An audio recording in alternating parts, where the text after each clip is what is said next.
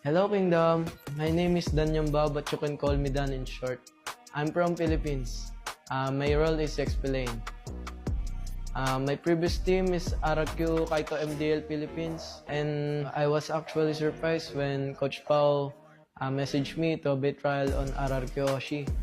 And when I received the news that I passed the trial, I'm so happy because I did my best on that day, on that scrim, every scrim.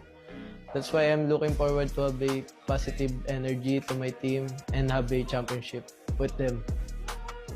And so, Kingdom, I hope you support me and I'm looking forward to see you on Arena.